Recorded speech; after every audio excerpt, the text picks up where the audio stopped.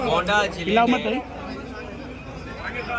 समाजवादी नेताओं को और समाजवादी ताकत को हमेशा बढ़ाने का काम किया। हमें याद है कि जब मैं पहली रथ यात्रा से यहाँ आया था, उस समय पंडित सिंह जी उन्होंने एक शानदार और ऐतिहासिक कार्यक्रम उस ज़माने में कराया था, और जो आज अरशद हमारे जिलाध्यक्ष हैं पार्टी के, इन्होंने युवजन सभा का एक कार्यक्रम किया था। उस कार्यक्रम में भी शामिल हुआ हूँ। उस समय से और नेताजी के समय से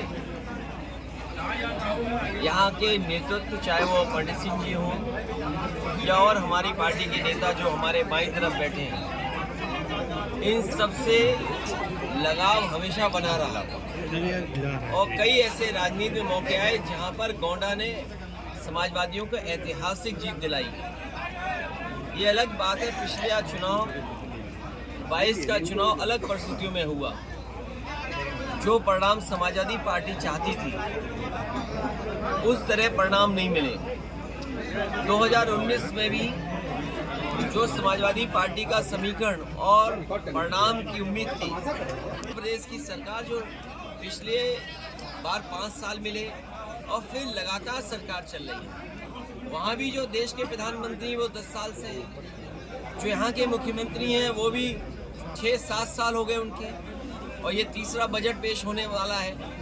जो लोग ज़ीरो टॉलरेंस का नारा देते हैं, जो लोग कहते हैं कि कानून व्यवस्था पर ज़ीरो टॉलरेंस पॉलिसी है, और गोंडा के लोगों से क्या पूछना, बताओ, हंसिए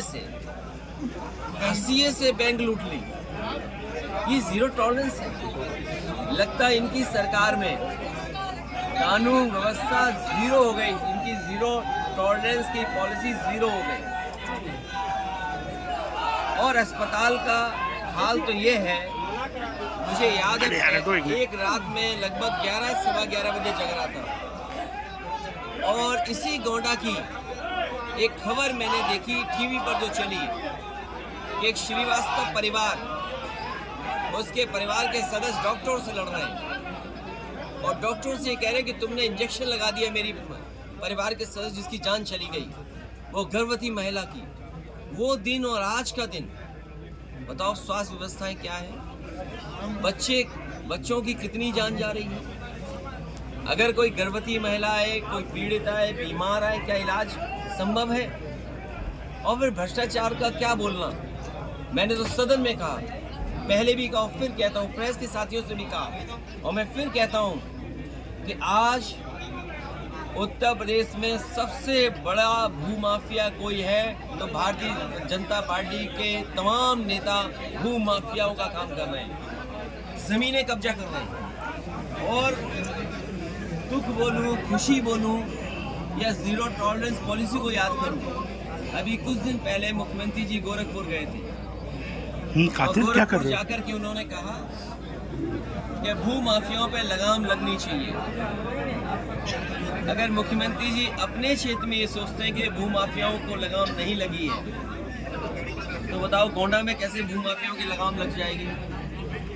आदर्श जीवन के रास्ते पे चलते हैं तो सार्वजनिक क्यों नहीं करते रजिस्ट्रियाँ? गोंडा की रजिस्ट्री कर दो। सार्वजनिक सबसे ज़्यादा ज़मीनें किसने खरीदी हैं? अयोध्या की सार्वजनिक कर दें कि रजिस्ट्रियाँ किस